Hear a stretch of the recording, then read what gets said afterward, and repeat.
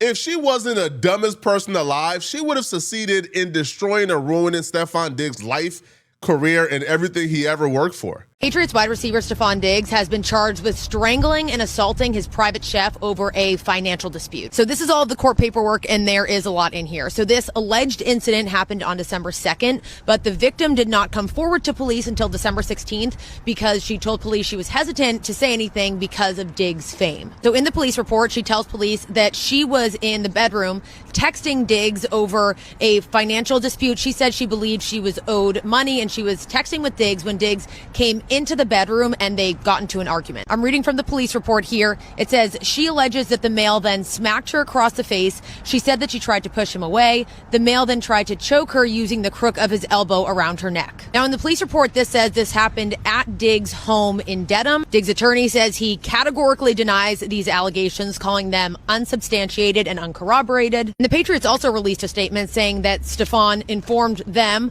of his innocence when it comes to these allegations. And the Patriots said, we support Stefon. An NFL spokesperson also said they're aware of the matter and that they are in touch with the Patriots, but that's all they would say. This is a he said, she said case. There's really no physical evidence, no circumstantial evidence. It's he said, she said. And the most important thing during a he said, she said case is your word, your credibility.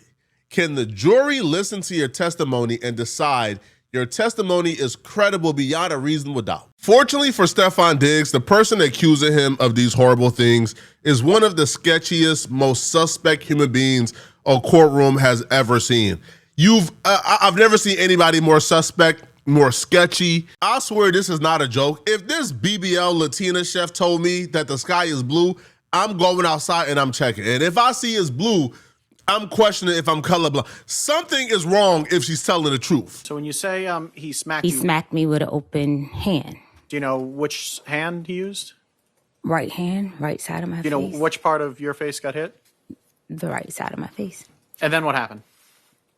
And then he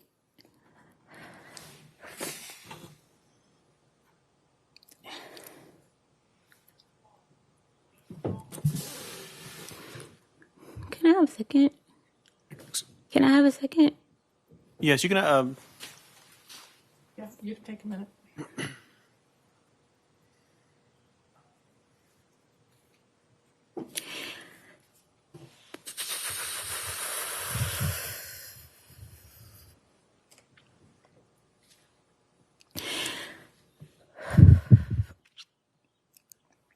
All right. When I went up to push his hand, block him, block him, he took his arm and he came around my neck with the crook of his elbow around my neck, and he began to choke me, pressure on my neck with his elbow. There's only one problem with that. None of the facts or the circumstance is consistent with anything she's saying. Stefon Diggs supposedly came up, strangled her, hit her across the face, but yet everybody who was in the house claimed they didn't hear or see no commotion. They don't know where these claims of abuse is coming from. And if you're saying, well, Flacco, they work for Stefon, of course they'll say that. Okay, cool. If somebody strangled you, hit you across the face, choked you, are you coming downstairs and writing them a birthday card? She testified on the stand that moments after Stefon Diggs supposedly strangled her, choked her, hit her across her face, and brutalized her in that manner, she went downstairs and gave him a birthday gift. And I was leaving out by the time I saw him. I was handing over birthday gifts that I had got. So when you said you're handing out birthday gifts, who were you handing out birthday gifts To him. This is a gift that you had already purchased, or? Yes, I normally give him a birthday gift every year. When's his birthday? November 28th. Okay, so this was a little bit afterwards? Yeah. After I heard this, I ain't need to hear anything else, bro. All right, bro. I'm good, man. I'm straight, bro. I'm all right, bro. All right, man. All right, bro. You about to convince a jury that man strangled you, choked you, brutalized you, hit you across the face in that manner, and moments afterwards, you decided the first thing you was going to do before you took pictures of your injuries was to give him a birthday card. All right, man. There's not, even if you put the most pro-feminist, pro-woman in that jury box, bruh, ain't nobody dense enough and stupid enough to look at this woman and say, yeah, she's telling the truth after hearing that. Gave that man a birthday card before taking pictures of her injury. She testified, by the way, that she never took any pictures of her injury, that there is no recording, and the bruises that she had faded after a few hours. It faded that night, according to her. You told other falsehoods to Officer Ellis, didn't you? No. Not to my knowledge. You told Officer Ellis that you had injuries from this alleged assault, right? I told him I had bruising, meaning redness, and soreness on my throat.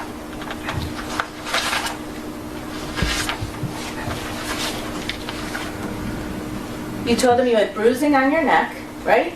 It was like red. It wasn't like purple bruises.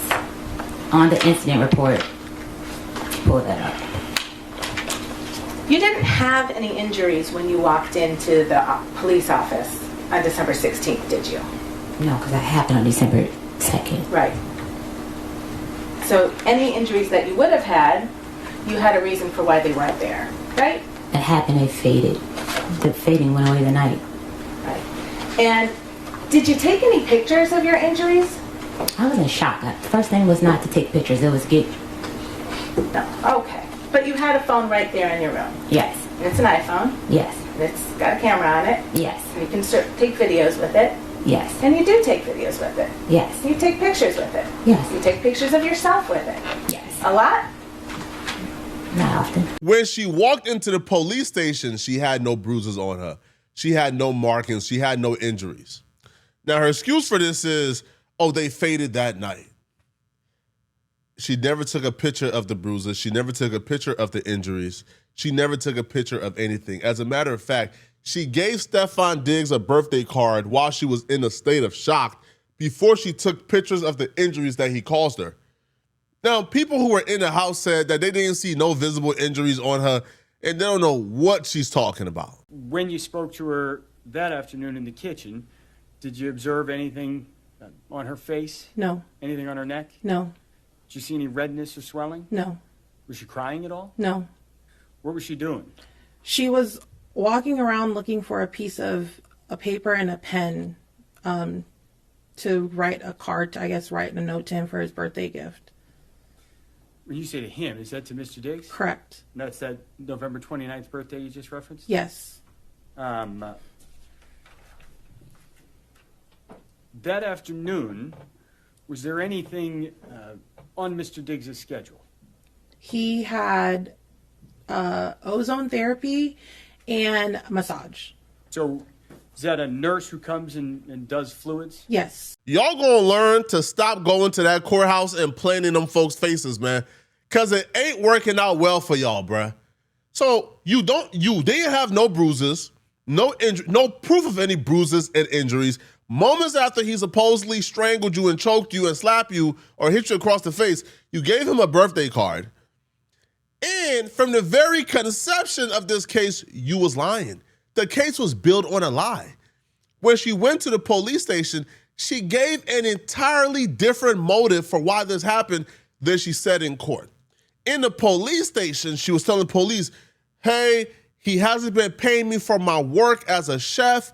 That's why we got into it and he came across and strangled me because he hasn't been paying me for my work as a chef. However, in court, she told them that the reason why she was pissed off is because he told her that she can't go to Art Basel with him and Cardi B, and her and Cardi B was planning matching outfits. Whole time, Cardi B had no idea that Stefon Diggs and the chef was intimate and sleeping with each other. She didn't tell the police that though, right? But she came to court and was forced to say that and was forced to confess, me and Stefon Diggs was sleeping with each other. He disinvited me to Art Basel because why would you go to Art Basel with my current girlfriend? Bro, is you crazy, bro? You a little side piece, man. Get out of here, bro. Get out of here. And the reason why that's important is because motive is important. This clearly shows she was jealous, she was vindictive, she was spiteful, and she wanted to get back at Stefon Diggs. What, if anything, happened near the end of November? Yes. A Instagram DM message was sent to his child's mother's friend, and this message was stating that I was telling his personal business of women that he was sleeping with that worked with us, that worked with me, and yeah. And so, as far as I can remember, what that message said. And so, how did this create friction within the people working for Mr. Diggs? I was confronted by Mr. Diggs if I said these things. But it had already been Mr. Diggs had a ongoing sexual relationship with Lindsay Bolin, and this person, she didn't like me, that fact that I was in the house. One of the other employees who Stefon Diggs was piping out told Stefon Diggs that the chef was being messy and telling his baby mama and other women he's dealing with his personal business and who he was sleeping with in the house. So what he did was, he confronted her about it. She lied. But he still said, hey, you can't come to Miami with us because Lindsay is also going to be there and y'all don't get along. And, I don't want your messy ass around me. And because of that, she got pissed, started going off on Stefon Diggs. He asked me what was I doing for the week. And I asked him, oh, so you weren't going to tell me that I wasn't able to come to Art Basel? And he explained why. And it was because of the situation with me and the other coworker, Lindsay Bolin. And I was upset with him, not upset at the fact I couldn't go to Art Basel. Me and him have a relationship for over 4.5 years. He could have told me weeks ahead of time because me and his girlfriend, Cardi B, we were talking about having outfits and stuff. It was a whole thing being planned, and he just waited till the last day. So I was more upset with him not letting me know I wasn't going to come at an earlier time. And because her boss, Stefon Diggs, told her she can't come on the work trip, she began to text him, you know what, I'm done with you. I'm going to be out of your life for good soon. Being hella disrespectful, crossing lines. Now, Stefon already crossed the lines once he started to pipe her out. But nonetheless, though, she's talking to her boss like that. So her boss said, that's fine. You don't got to cook for me no more. Thank you for your services. I hate that it had to end like this, but it's all good. And because Stefon said that, she didn't respond back with, well, you still got to pay me for the rest of the season. And I'm going to be expecting the money you promised me for my business. Stefon said, man, I'm not giving you a goddamn thing. You was being paid monthly. What? Excuse me? This wasn't no seasonal. No, you was being paid monthly to cook. And if you are fired now and don't got to cook no more, then you don't get paid. And also, too, I'm not giving you a goddamn thing for your business. Is you crazy? Kick rocks. And because of that, she then started to tell people she was going to destroy Stefon Diggs. Did you or did you not sit with Shy Charles on December 13th, a few hours after you were fired from your job, and tell Shy that Steph Diggs was going to pay? No. Did you tell Shy you were going to sue Stefon? No.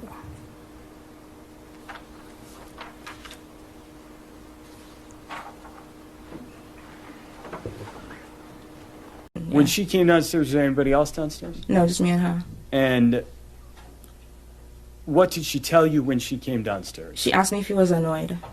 But She asked you if he seemed, if he was annoyed. and that's Mr. Diggs? Yeah. Did she tell you she was going to do anything? Yeah, she was trying to antagonize him while she was on the couch, trying to get beneath his skin, and she was Sustained. okay. So let me ask you this way. Did she indicate when she came downstairs that she was going to do anything? Did she tell you she was going to take any action? Yeah, she said she was gonna sue him For what? for the money that he owes her, and she gonna take it to the blog. She gonna Take it to the block? blogs. Got it. Yeah.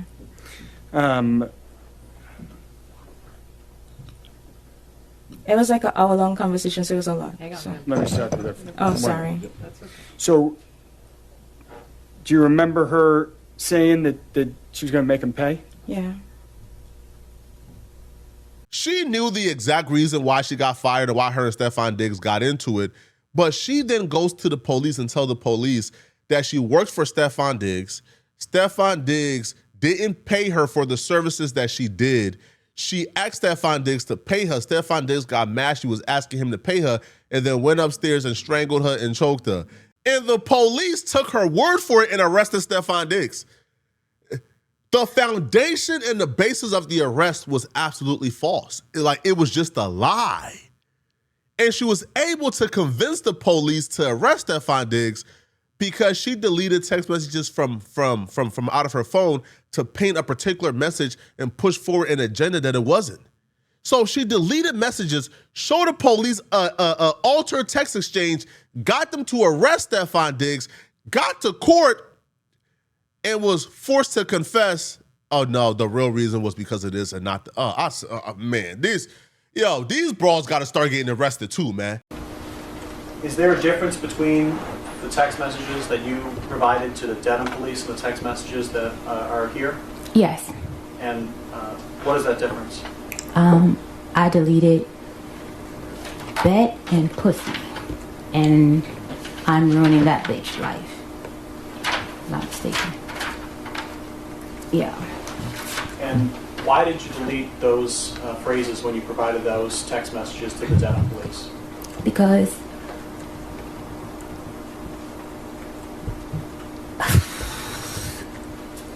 when I was abused in my previous relationship, when I would say things, The objection is sustained. he would. The objection is sustained, there's no question there. Again, the jurors will disregard it. Sidebar.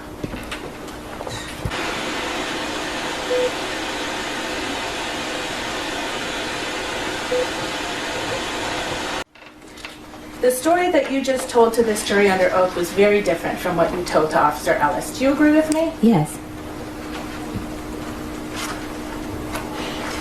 What you said to Officer Ellis when you reported this crime, this so-called crime, is that you had been having an ongoing text exchange over money owed to you. Yes. You told the police officer who filed the criminal complaint in this case, based on your word, that your fight with Mr. Diggs on December 2nd was over money. True? Yes. Except you just testified under oath to this jury that you didn't start talking about money until December 5th, right? What did you say? You just testified under oath to this jury. I have been begging for my money since December the 5th. Mr. Diggs, and throughout those messages, you can see that I was begging for my money since that day. Yes, I see it. And that wasn't true, was it?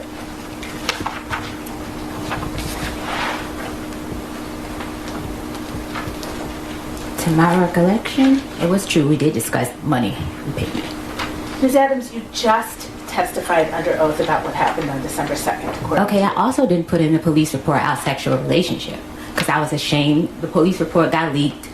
I didn't put a lot of things. The most important thing was the attack in the police report. Me reporting anything outside of why he got upset, I didn't feel the need to put it. I was scared of how it would be received by the public. He's in a very public relationship with Cardi B. So I did not put a lot of things in the police report. My most important thing was him assaulting me and choking me and stuff. She don't know the meaning of owed. Owed is money you work for that you weren't paid.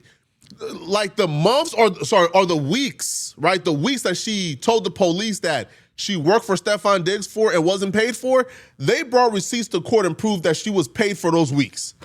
So the very foundation and the motive for why Stefon Diggs would choke her is an absolute lie and a fraud. This woman got caught up in every lie possible in court. And it turned out, Ms. Adams, you had gotten paid for 2 of the 3 weeks that you said you hadn't gotten paid for, right?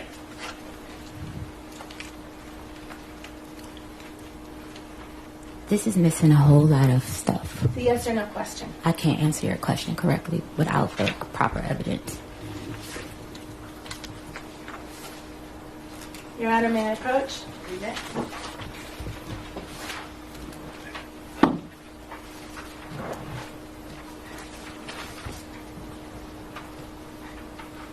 Do you recognize this document as text exchanges between you and Sunny?